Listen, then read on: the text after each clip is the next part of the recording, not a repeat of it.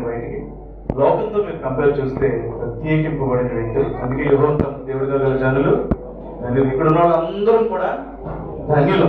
ఇంత గొప్ప ధన్యత రావడానికి కారణం ఏంటంటే అది శనివారం నాకు అర్థమైంది.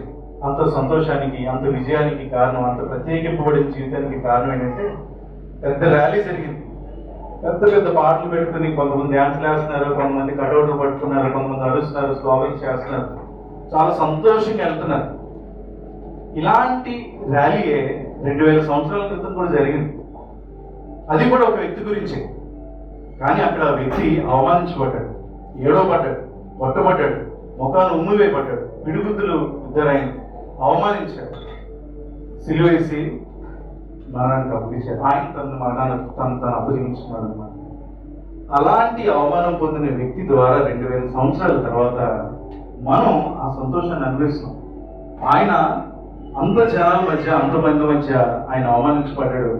కానీ అలాంటి ఆ వ్యక్తులే, అంటే అలా చూసుకుంటే అదే లోకం నుంచి వచ్చిన మనం ఆయన బట్టి మనం సంతోషించే వ్యక్తులుగా తయారయ్యాం.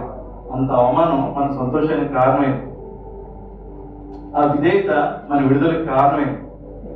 సో ఈ రెండు చూసినప్పుడు యేసుక్రీస్తుని కలిగి ఉన్న మనం ఎంత ధన్యులు అనిపించింది. ఎంత ధన్యులు. ఎలాంటి పరిస్థితుల్లో ఉన్నా సరే క్రీస్తుని కలిగి ఉన్నావా, నువ్వు ధన్యుడివి, ధన్యురాలు. ఇక్కడ ఉన్న వాళ్ళందరూ కూడా ధన్యులు. దాన్ని బట్టి ఆయనకి సమస్త ఘనత మహిమ చెల్లును గాక.